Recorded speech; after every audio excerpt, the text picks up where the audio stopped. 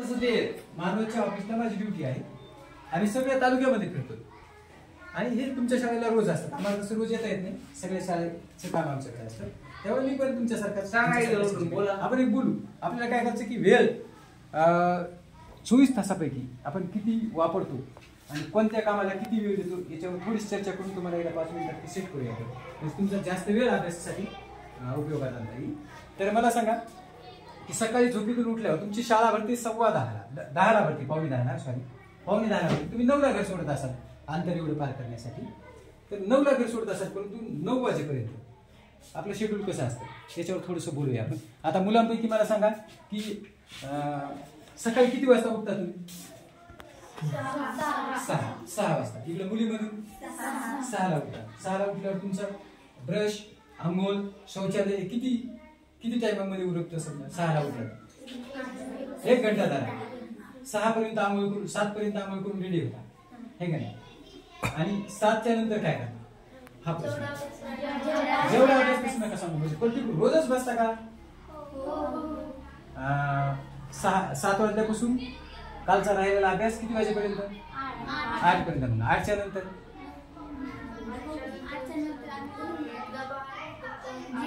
आवरायचं. 9ला निघायचं, 10ला पावणे 10ला इथं पोहोचायचं. ठीक आहे. आता 4:15ला इथून सुटल्यावर घरी जायला 4:30, पावणे 5 वाजता घरी धरू का? अंतर आहे, रमत गमत विद्यार्थी जातात. 5 वाजता घरी पोहोचल्यावर शेड्यूल सांगा मला. जेवण करता, हातपाय धुतो, हातपाय धुतल्यानंतर जेवण करतो आपण. किती वाजता जेवण संपवायला? 5:30. 5ला घरी पोहोचलो, हातपाय धुवून जेवायला अर्धा तास खूप झाला, 5:30 वाजले. 5:30ला काय करता मग सांगा? असं म्हणजे उगं औपचारिकता म्हणून सांगू नका. एक तत्वज्ञान असल्यासाठी असंच असलं पाहिजे असं नाही, वास्तववाद पाहिजे आपल्याला. एक जण काय करा, कोणी स्वतः उभा राहा, स्वतःच चुकू द्या, काय होते होत्या आपलं आपण सांगायचं. म्हणजे आता कोण सांगतो उभा राहून पूर्ण? बोलायला समजा आपण काय करतो. हा इथे वस्तू करतो. 8 वाजता झोपेतून उठतो, पण इथे सर्वांसमोर मी 8ला उठतो म्हणल्यावर हसतील. असं जे आहे ते आहे आपलं. फॅक्ट सांगा. तर एखाद्याच सांगा. साधारण तुझं शेड्यूल सांग. सकाळपासून काय काय करते फास्ट मध्ये सांग. आपल्याला आणखी बऱ्याच मुलांचं घ्यायची. सकाळी कधी 6ला उठते तर कधी 6:30ला. त्याच्यानंतर सर्व क्रिया झाल्यानंतर गोंडकर सरांचा अभ्यास. 9:30ला शाळेत येते. शाळेत आल्यावर जे माझं राहिलं नाही ते मैत्रिणींकडून पूर्ण करून घेते त्यांच्या वहीतलं बघून. आणि शाळेमध्ये 10ला परिपाठाला येते. परिपाठ झाल्यावर शाळेत पहिला तास सावरगावकर सरांचा करते, दुसरा तास लाड सर आले तर त्यांचा, तिसरा तास गोंडकर सरांचा. मधल्या विंटर मध्ये शाळेतलं काय सांगू नका, शाळेत टीचिंगच होते. 4च्या नंतर बोला. 4च्या नंतर घरी गेल्यावर हातपाय धुणे, नंतर जेवण करायचं आणि सावरगावकर सरांचा अभ्यास करायचा, खेळायचं आणि झोपायचं. आता अजून याच्या व्यतिरिक्त अजून कोणाचं वेगळं काय आहे? वेगळं काही देऊ. 4च्या नंतर सांगा काय करता. गोविंद सांग तुझं कसं आहे शेड्यूल? म्हणजे कसा दिवस सर्व क्रिया करून अभ्यास राहिलेला करतो. मग 9:30ला शाळा भेटतो. मग शाळा सुटल्यावर घरी जातो. मग हातपाय धुतो, जेवण करतो. मग अभ्यास करीत बसतात आणि गटात आणि मग खेळतात थोडं. आणि मग किती जणांचा गट आहे तुमचा अभ्यासाला बसणार? दोघे. खूप छान. तुम्ही दोघं बसता. किती वेळ बसता? अर्धा तास. वेळ खूप कमी झाला. थोडासा उद्या अजून वेळ वाढवा पुढचा. अर्धा घंटा असते अभ्यासाला बसलं. नाही का इकडे तुम्ही अर्धा घंटा जर बसलात आणि अर्ध्याच घंट्याला इंटरव्हल कशाला? अर्ध्या घंट्यात लगेच येत नाही ना, भूक लागत नाही, ताण लागत नाही. म्हणजे थोडंसं असं बसलं नाही एकदा 1-1.5 घंटा 2 घंटे मग घरी उठून जायचं. नाही पण अर्धा तासात काय करतात? लिखाण करता का वाचन वगैरे काय करतात? ते मात्र लिखाण म्हणजे अभ्यास नाही होत ना. हा. आणि जर कोणी शाळेमध्ये दिलेला गृहपाठ घरी जाऊन फेर करत असेल किंवा प्रश्न उत्तर लिहित असेल तर त्याला पूर्ण अभ्यास असं म्हणता येणार नाही. कारण का ते रोज करणे आपल्याला. याच्या व्यतिरिक्त आपला वेळ हा अभ्यास. तुम्ही स्वयं अध्ययन करता असलं वेगळं नवीन जे तुम्हाला शिकवलं नाही, शिकवायच्या आधीच तुम्ही जर वाचलं तर ते वेगळा अभ्यास आहे तुमचा. शिकवायच्या आधीच तुम्ही जर त्याला हात लावला, वाचन केलं तर. बस खाली. आता तू सांग मला, संध्याकाळी किती वाजता झोपतो तू? 8-8:30. 8-8:30ला. 8:30ला झोपणं वाईट नाही, परंतु मग सकाळी लवकर उठावं लागेल. 8:30ला झोपून जर 6ला उठायला लागलं तर मग ते वेळ खूप आपला वाया जातो. झोपून सकाळीच उठलं पाहिजे 4 वाजता. 8:30ला 9ला झोपलं तरी चालतं, परंतु मग सकाळी लवकर उठावं लागेल. म्हणजे आपण संध्याकाळी लवकर झोपायला होत ना, मग अभ्यास कधी कसा होणार? यासाठी आपल्याला जर 9च्या नंतर झोपता आलं, 9, 9:30ला 10ला झोपलं तरी चालेल. थोडासा वेळ वाढवायची आवश्यकता आहे. चला, म्हणजे तू 8ला 8:30ला झोपतो, पुढे उशिरा झोपत जा 9:30ला, 1 घंटा संध्याकाळचा. आता मी सर्वांसाठी कॉमन बोलतो, कारण की प्रत्येकाला विचारण्यापेक्षा साधारणतः तुमचं शेड्यूल असंच आहे. पण तुम्ही 70% खरं बोललात, पण 30% खोटं बोललात असं पण मला वाटलं तुमच्या बोलण्यात. का माहिती आहे का? टिपिकल. मग तुम्ही जर 6ला उठता, 7 पर्यंत आवडता, 9ला शाळेत येता, सकाळी 1 घंटा अभ्यास करता, संध्याकाळी मग टीव्ही मोबाईल कधी पाहता? याचा उल्लेख झाला.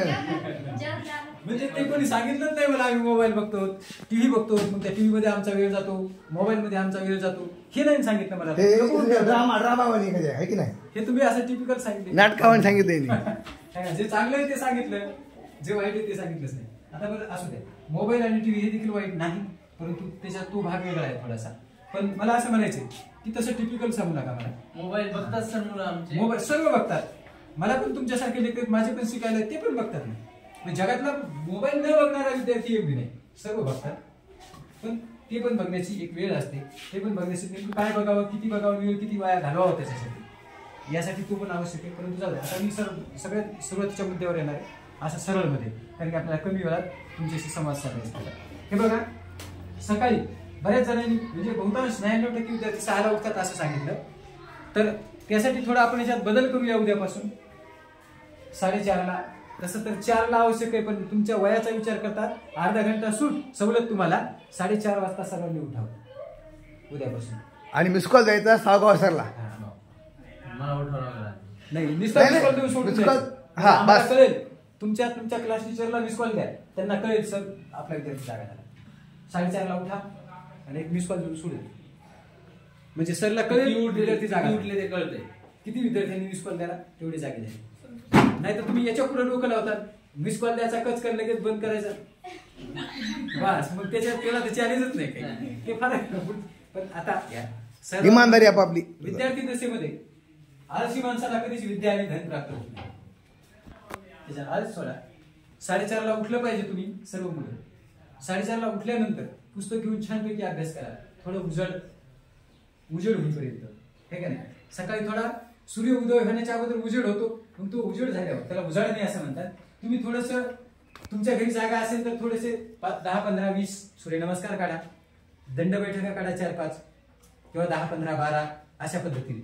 सकाळी उठल्यावर तुमचं उजळल्यावर, तसं तर 4ला पण व्यायाम केलेला चांगला आहे, परंतु ची अडचण सांगतो, ग्रामीण भागात जागा उपलब्ध नसते. जागा उपलब्ध नसल्यामुळं जाणार कुठे व्यायामाला? अंधारात विजू काढायचं भेट वाटतं, असं शेतात वगैरे किंवा असं बाहेर ह्या रोडला आले तरी थोडी भीती वाटते, साप वगैरे.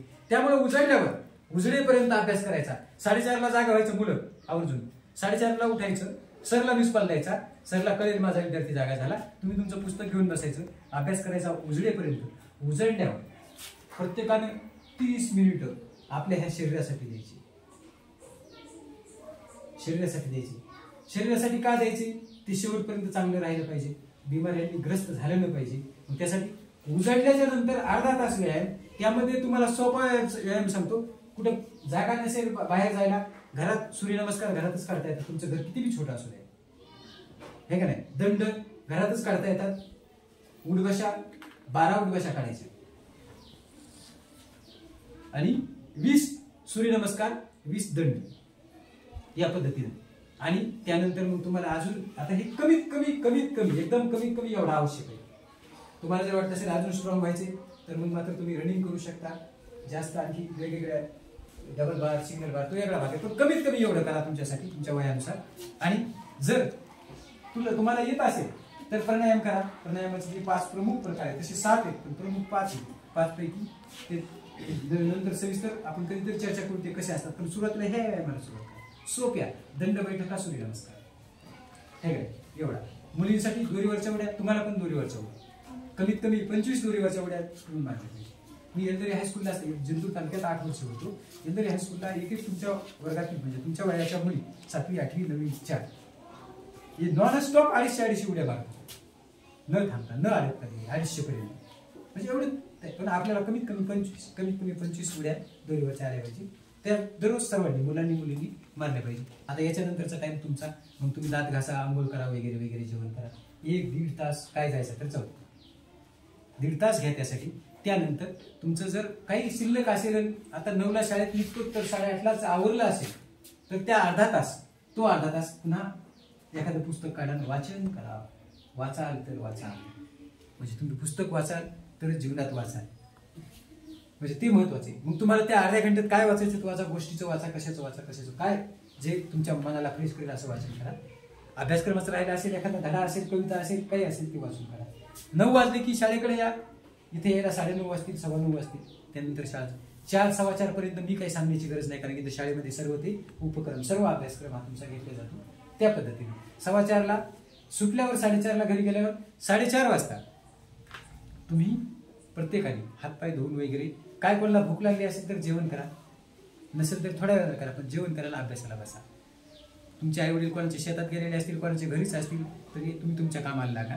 आणि संध्याकाळीचा स्वयंपाक तयार होईपर्यंत गेल्या कोणी जेवत असाल, जरी संध्याकाळी कोणी जेवत असाल तर तोपर्यंत तुम्ही अभ्यासच करत राहा. आणि अभ्यास करत असताना आई वडिलांनी एखादं काम सांगितलं, बारीक सारीक दुकानावर जा, काहीतरी कर, शेतात जाऊ नये तरी या मात्र, नाहीतर आम्हाला फक्त अभ्यास करायला सांगितलंय. कामातून पण माणसाची शक्ती आहे ती वाढायची. आईचा वडिलाकडे असेल, वडिलाचा बघा, आवर्जून बघा. 1 तास पण बघा, अर्धा तासऐवजी 1 तास पण बघा. परंतु बघत असताना आपण त्याचा वापर कार्टून पाहण्यासाठी, डोरेमॉन पाहण्यासाठी, हे का नाही, बालवीर पाहण्यासाठी करत असू. टीव्हीचा उपयोग असं नका करू. तुम्हाला सरांनी शिकवलेले पूर्ण अभ्यासक्रमातले धडे त्या मोबाईलवर आहेत, युट्यूबला आहेत. एक दीक्षा ॲप आहे. ॲप जरी नाही वापरता आलं कोणाला, म्हणजे कळालं नाही वापरायचं, युट्यूबला सरळ जाऊन तुम्ही तुमच्या धड्याचं नाव, वर्ग, विषय, धडा असा टाका, युट्यूबला येईल, त्यातून ते बघा. कार्टून डोरेमॉन पाहून काय होणार आहे? काहीच नाही. तुमचा दिमाग त्याच्यातच गुंग राहील. आता एक माझं जवळचं, माझ्या नात्यातलं, माझ्या आत्याच्या मुलीची नात पाथरीमध्ये आहे, तर ते असं इतकं मोबाईल बघतो, खूपच मोबाईल बघतो तो. तर त्याला असं राग येतो, म्हणून कोणी मोबाईल घेतला ना वडिलांना हातातून घेतो की त्या माणसाला चिडतो, रागावतो, भांडण करा. तसं म्हणते मोबाईलचं व्यसन सोडतात. 1 घंटा मोबाईल बघायचा, अर्धा ते 1 घंटा बघायचा. परंतु तुम्ही काय बघायचं त्याच्यामध्ये, तुमच्या अभ्यासक्रमात जे जे काही आहे हे का नाही, तुमचे विषय, वर्ग आणि धड्याचं नाव टाका, किंवा विषय वर्ग टाकले त्याच्यातले सगळे धडे येतात. मग त्याच्यातले तुम्ही बघत जा. एखादी तुमच्याकडे चाकू असतो घरात, प्रत्येकाचा असतो का नाही, घेऊन फिरून रस्त्यावर कोणाला खुपसायचा का कोणाच्या पोटात, कशासाठी? भाज्या कापण्यासाठी आहे ना, आहे का नाही. त्याचा उपयोग भाज्या बी कापता येतात, माणसाचा गळा बी कापता येतो, माणसाच्या पोटात पण खूप असता येतो. पण आपण करण्यावर येतो उपयोग. भाजी कापण्यासाठी केला तर चांगली गोष्ट आहे किचनमध्ये, आणि तो जर विघातक कामासाठी केला तर समोरचा मरेल, आपल्याला पोलीस पकडून जेलमध्ये लागतील. म्हणजे दोघांचा विघातक कामाकडे, कोणत्याच वस्तूचा उपयोग हा विघातक कामासाठी करायचा नाही, तर तो चांगल्या कामासाठी करायचा. तसंच मोबाईल पण एक चाकू, वापरला तसा, जसा वापर केला तसा. चाकूचा कसा कांदे कापता येतील, बटाटे कापता येतील, कोणाचा गळाही कापता येईल, तसाच मोबाईल आहे. जर तो वापरला चांगल्या कामासाठी तर तुमच्या अभ्यासात प्रगती होईल, तुमच्या अभ्यासाला त्याची मदत मिळेल, तुमच्या अभ्यासात प्रगती होईल, पर्याय तुम्ही हुशार व्हाल. परंतु त्याचा जर उपयोग तुम्ही जर कार्टून, डोरेमॉन, काही फलानं दिसताना पाहण्यासाठी केला, तुमचा वेळ वाया जाईल.